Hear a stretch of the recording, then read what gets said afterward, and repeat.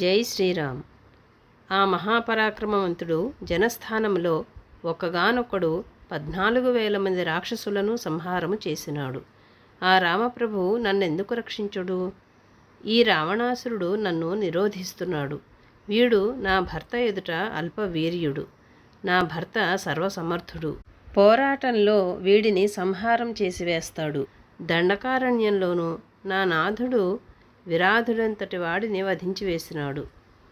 ఆ మహానుభావుడు నన్నెందుకు రక్షించడు? ఈ లంకాపట్టణము సముద్రము నడుము ఉన్నది. ఇక్కడికి రావడము అలవి కాదని అనుకుంటున్నారేమో. ఆ రామప్రభువు బాణాలకు ఏదీ అడ్డము కాదు. ఆ పరాక్రమవంతుడు రామప్రభువు తన ప్రియ భార్యను రావణాసురుడు ఎత్తుకుని పోతే ఎందుకు ఆమెను రక్షించకుండా ఉన్నాడు? కారణమేమై ఉంటుంది? ఇక్కడున్నట్లుగా ఆయన ఎరుగడేమో. లక్ష్మణుడు కూడా ఊహించలేదేమో. ఎరిగి ఉన్నట్లయితే ఈ రావణాసురుని నిందించకుండానూ చంపివేయకుండానూ ఊరికే ఉండడు.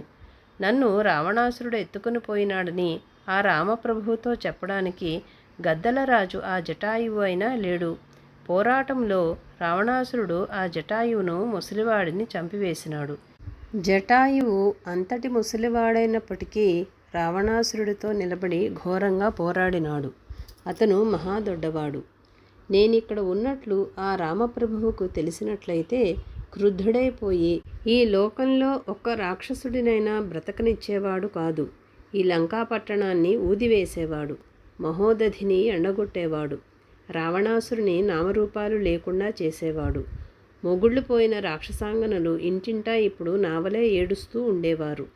రామలక్ష్మణులు లంకాపట్టణమంతా వెతికి రాక్షసులందరినీ నాశనం చేసి ఉండేవారు.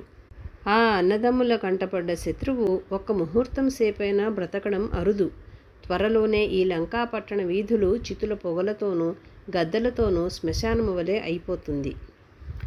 అచిరకాలంలోనే నా మనోరథము ఈడేరుతుంది. సర్వరాక్షసులు నాశనమైపోతారు. మీ దుర్మార్గ ప్రవర్తనమే తెలియజేస్తోంది.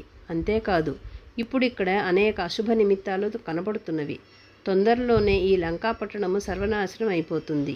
నీచుడు పాపాత్ముడు అయిన రావణాసురుడు చచ్చిపోగానే ఇంతవరకు ఎదిరించనలవిగానే ఈ లంకాపట్టణము పెనిమిటిపోయిన ఆడుదాని మాదిరిగా అయిపోతుంది.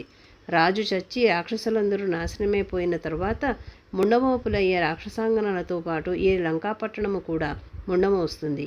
ఏ మంగళ సౌష్ఠవము ఉండదు. అచిరకాలంలోనే ఇక్కడ ఇంటింటా రాక్షసాంగనలు దుఃఖార్తులైపోతారు. వాళ్ళ రోదనధ్వనులు మిన్నంటుతాయి. ఈ రావణాసురుడు నన్ను దొంగిలించుకుని వచ్చి ఈ లంకాపట్టణంలో ఉంచినాడని నా నాథుడికి, ఆ రక్తాంతలోచనుడికి, రామప్రభువుకు తెలిసిన ఉత్తరక్షణాన ఈ లంకాపట్టణము రామబాణాలతో దగ్ధమైపోతుంది. చీకట్లు కమ్ముకుంటాయి. మేటి రాక్షసులందరూ సంహారమైపోతారు. పట్టణ ప్రభలు మాసిపోతాయి. ఆ క్రూరుడు, ఆ నీచుడు రావణాసురుడు నాకు పెట్టిన గడువు కాలము అయిపోవచ్చింది. ఈ రాక్షసులు ఎటువంటి పాపకార్యానికైనా ఒడిగట్టుతారు. ఇది ధర్మము, ఇది అధర్మము అని కానీ, ఇది కార్యము, ఇది అకార్యమని కానీ వీరికి విచక్షణ జ్ఞానము లేదు. ఇప్పుడు మహోత్పాతము సంభవిస్తుంది. ఈ రాక్షసులు మాంసాశనులు. రావణాసురుడు తన ప్రాతకాల భోజనానికి నన్ను తప్పకుండా చంపివేస్తాడు. ఆ నా ప్రభువును, ఆ ప్రియదర్శనుని ఎడబాసిన నేను ఇట్లా దుఃఖపడడం తప్ప ఏమి చేయగలను?